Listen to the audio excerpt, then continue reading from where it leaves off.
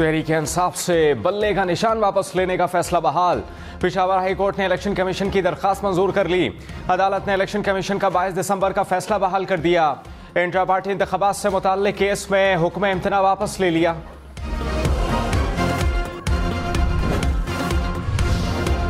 Election commission शफाफ इंतखाबात यकीनी बनाए। अदालतें जमहूरियत और इंतखाबात के लिए हर सियासी जमात के पीछे खड़ी हैं। चीफ जस्टिस के लेवल प्लेइंग फील्ड से मुतालिक दरखास्त पर समात में रिमार्क्स।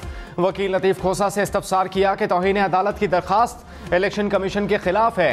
इलेक्शन कमीशन ने सुप्रीम कोर्ट के कौन से हुक्म की तौहीन की है? अब सबूत तो दिए जाएं। मुझे समझ नहीं आ रही हम ये तौहीन अदालत की दरखास्त सुन क्यों रहे हैं। वकील लतीफ खोसा ने कहा कि हमारे कारकुनान जब कागजात जमा कराने गए, पुलिस ने कमिश्नर ऑफिस को सील कर दिया। चीफ जस्टिस ने कहा कि आप फिर इधर उधर की बातें कर रहे हैं, इलेक्शन कमीशन की बात करें। सुप्रीम कोर्ट ने IG Punjab, chief secretary Punjab और एडवोकेट जनरल पंजाब को नोटिस जारी करते हुए जवाब तलब कर लिया।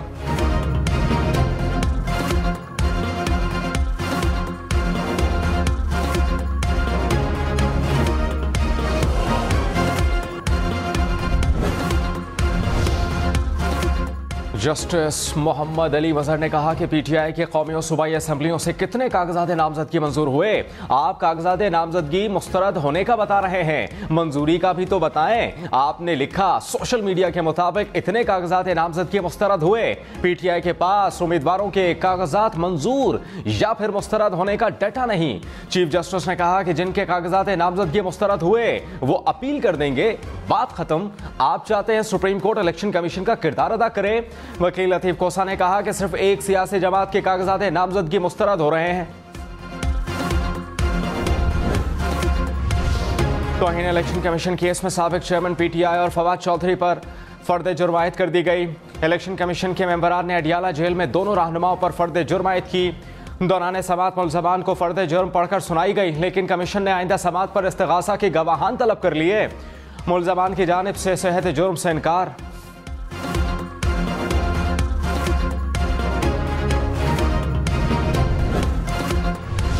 लाहौर की नशिस्त N130 से नवाज शरीफ के कागजात की मंजूरी के खिलाफ दायर अपील पर एपलेट ट्रिब्यूनल ने रिटर्निंग ऑफिसर से जवाब तलब कर लिया।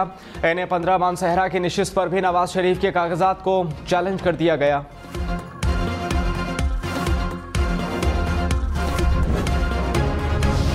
कागजात नामजदगी मुस्तरद या मंजूर होने के खिलाफ अपील दायर करने का आज आखिरी दिन। साबिक चेयरमैन पीटीआई के मियांवाली से कागजात नामजदगी मुस्तरद होने के खिलाफ अपील पर आज समात होगी। लाहौर के नशिस्त हल्का N122 से भी रिटर्निंग ऑफिसर के फैसले के खिलाफ अपील दायर। परवेज इलाही ने हल्का N159 और PP 23 के आरोप के खिलाफ फैसले चैलेंज कर दिए। शाह महमूद कुरैशी, जैन कुरैशी, मेहरबानो कुरैशी की अपीलें भी दायर कर दी गईं। नैब करप्शन का सहूलतकार बना हुआ है। खालिद हुमायूं लांगो के घर से ट्रक्स के हिसाब से पैसे पकड़े गए। सिर्फ 26 माह की कम सजा क्यों दी गई? नैब का कमाल देखें, कम सजा के खिलाफ अपील ही दायर नहीं हुई। ऐसे लोग बलूचिस्तान के दुश्मन हैं। मेहरबानी फरमाएं, बलूचिस्तान के लोगों को बख्श दें। बलूचिस्तान में एक सड़क ना बन सकी। क्या बलूचिस्तान के पैसे मजीद चोरी करने के लिए इलेक्शन लड़ना है? बलूचिस्तान से ऐसे लोगों को इंतखाबात लड़ने से दूर रखना चाहिए। सुप्रीम कोर्ट ने खालिद लांगो की दरखास्त वापस लेने की बुनियाद पर खारिज कर दी। कहा कि जब तक सजा का फैसला मुअत्तल ना हो उस वक्त तक उम्मीदवार इलेक्शन नहीं लड़ सकता। इस्लामाबाद हाई कोर्ट ने नेशनल प्रेस क्लब के बाहर बैठे मुजाहिरीन को हटाने से रोक दिया। डिप्टी कमिश्नर और SSP ऑपरेशंस 5 जनवरी को ज़ाती हैसियत में तलब। अदालत ने मुजाहिरीन को हरासा करने से मुताल्लिक केस की समाअत 5 जनवरी तक मुलतवी कर दी।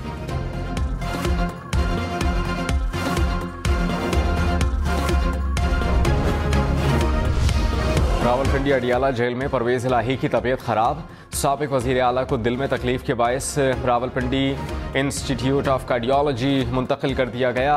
जेल राय के मुताबिक अस्पताल में परवेज इलाही के कुछ जरूरी टेस्ट कराए जाएंगे।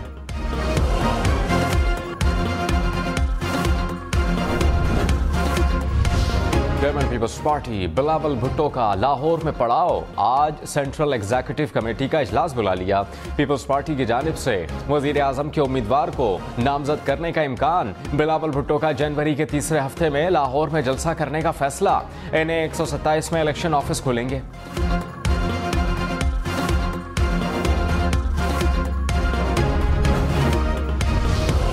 टिकट्स की तकसीम से मुताल्लिक जाती उम्रा में आज भी नून लीग के बड़ों की बैठक। नवाज शरीफ इजलास की सदारत करेंगे। शहबाज शरीफ, मरियम नवाज, इसहाक डार और राना सनाउल्लाह समेत दीगर अहम ओहदेदार शरीक होंगे। टिकट्स की तकसीम के हवाले से हतमी मुशावरत होगी।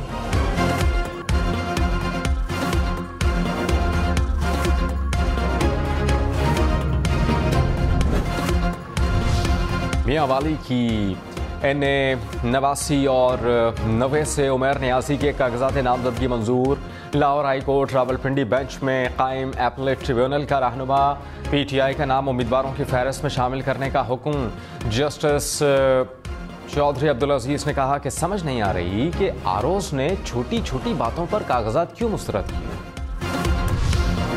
फैजाबाद धरना कमीशन, शहबाज शरीफ आज पेश नहीं होंगे। शहबाज शरीफ वकील के जरिए अपना बयान कमीशन को भिजवाएंगे। धरना कमीशन ने शहबाज शरीफ को बयान रिकॉर्ड कराने के लिए बुला रखा था।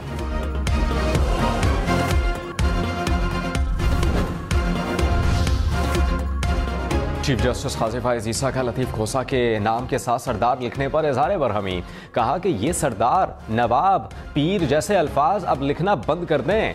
1976 के बाद से सरदारी निज़ाम खत्म हो चुका है। या तो पाकिस्तान का आइन चलाएं या फिर सरदारी निज़ाम। आइन पाकिस्तान के साथ अब मजाक करना बंद कर दें।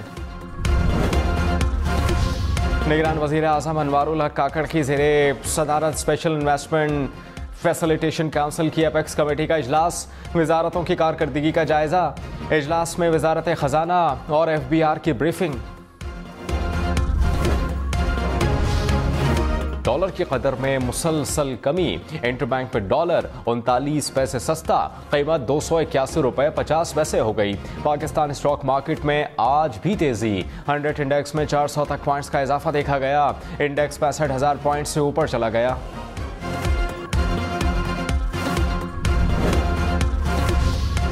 लाहौर, पेशावर समेत मुल्क भर में लोड शेडिंग का दौरानिया बढ़ने लगा। पेशावर के मुज़ाफ़ाती इलाकों में 12-12 घंटे तक बिजली बंद रहने लगी। लेस्को रीजन में बिजली का शॉर्टफॉल 1000 मेगावाट तक पहुंच गया। चूनिया, शेखुपुरा, खुशाब, मियां वाली जंग में भी 8 से 10 घंटे तक की लोड शेडिंग से शहरियों को मुश्किलात।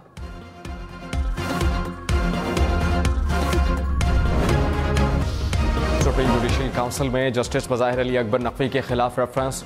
जस्टिस मज़ाहिर अली अकबर नकवी ने दूसरे शो कॉज नोटिस पर जवाब जमा करा दिया। कहा कि मेरे खिलाफ शिकायत बेबुनियाद हैं। आईनी दरखास्तें ज़ेर समात होने के बाद जुडिशल काउंसिल की कार्रवाई बिला जवाज है। सुप्रीम जुडिशल काउंसिल ने जस्टिस मज़ाहिर अली अकबर नकवी को जवाब जमा कराने का आखिरी मौका दिया था। जस्टिस मज़ाहिर अली अकबर नकवी के खिलाफ जुडिशल काउंसिल का आइंदा इजलास 11 जनवरी को होगा।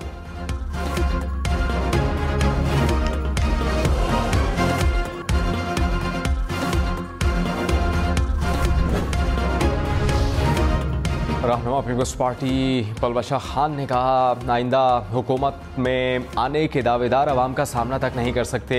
जिस जमात को मुल्क के मसाइल का इदराक नहीं, उसके इख्तिदार में आने के बिगल बजाए जा रहे हैं। आइंदा इंतखाबात से पहले झुर्रों की बातें होना शुरू हो जाएंगी तो आगे क्या होगा। जो सियासी जमातें इंतखाबात नहीं चाहती वो खुल के बताएं वो क्या चाहती हैं। आइंदा सिंध हुकूमत कोई जमात हमारे बगैर नहीं बना सकेगी। अमीर जमात इस्लामी हाफिज नईमुर रहमान का दावा। कहा कि बल्दियाती इंतखाबात की तरह आम इंतखाबात में भी जमात इस्लामी मैदान मारेगी। बल्दियाती इंतखाबात से धांधली का मुकाबला करना सीख लिया। हम इस बार भी अवाम के मैंडेट को महफूज करेंगे।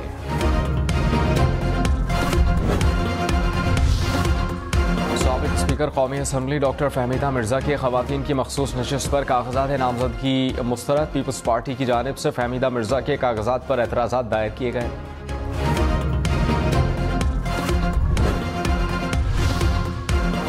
सरकारी अफसर वोट डालने के लिए 22 जनवरी तक पोस्टल बैलेट पेपर के लिए अप्लाई कर सकते हैं। इलेक्शन कमीशन के मुताबिक सरकारी अफसरान, आर्म्ड फोर्सेस और उनके ख़ानदान के अफराद पोस्टल बैलेट पेपर की सहूलत हासिल कर सकेंगे।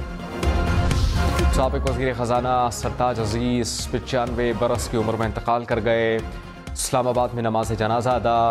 वो काफ़ी अरसे से अलील थे। साबिक वज़ीर आज़म नवाज शरीफ ने कहा कि सरताज अजीज़ की वफ़ात से दिल बहुत रंजीदा है। ज़िंदगी के बेशतर हिस्से और कौमी ज़िम्मेदारियों में सरताज अजीज़ का साथ रहा।